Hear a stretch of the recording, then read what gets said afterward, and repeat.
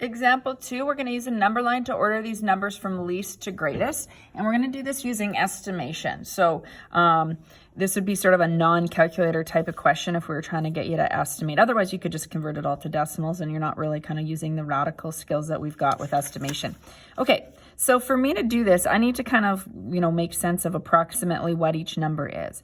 So let's look at cube root of 13 first. So cube root of 13.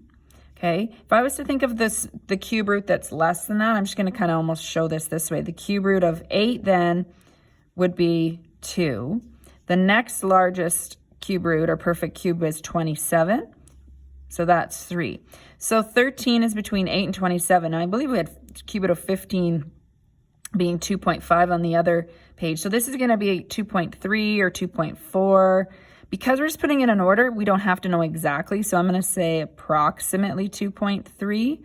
We'll see if it might be 2.4, but unless there is a 2.4 we have to consider, we're okay there. All right, let's look at, I'm just going to put a line so we can kind of keep track. Square root of 18, let's do the same thing. Let's put that in the middle. The perfect square below that would be square root of 16, which we know is 4. The next perfect square would be square root of 25, which we know to be 5. So 18 is definitely closer to 16. So again, I'm going to say approximately 4.2. All right. Then we have the square root of 9. Well, we know that one's 3, so that's nice. 4th root of 27. Okay. So our smallest fourth root, you might have to think, is 2 to the 4. Okay. So first of all, just even figuring out what they are would be 16. Okay, so that means that the fourth root of 16 is 2. All right. What's 3 to the 4? That would be the next largest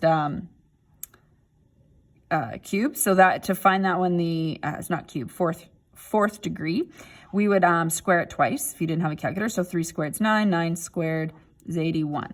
So the fourth root of 81 would be the 3. Now, 27 is definitely closer to 16 than 81.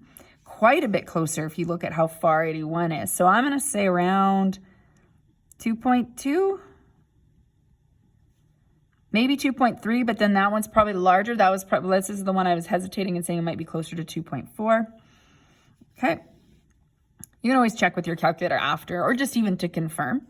All right. What do we have next? Cube root of negative 5. So you can't square root negative numbers, by the way, but you can cube root them because negative number multiplied together 3 times leaves you with a negative number still. So we'll put that in the middle. Okay. So now you might have to think sort of the other way on this one. So we know that 2 cubed is 8. So that means if we take the cube root of negative 8, we get negative 2.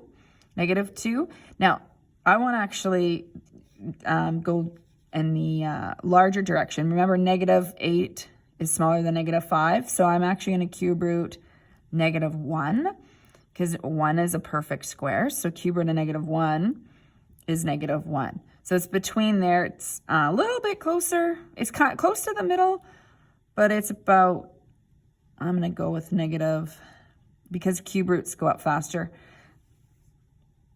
1.4. All right, so we can kind of order these now on a number line.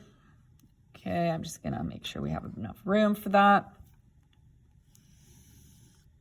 Okay, so we'll put sort of 0 in the center here.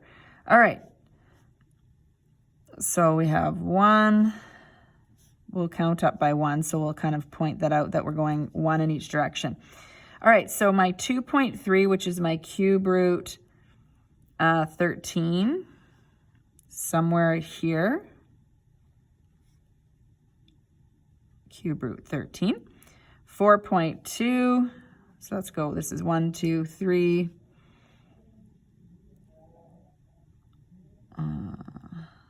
4.2 is just past that,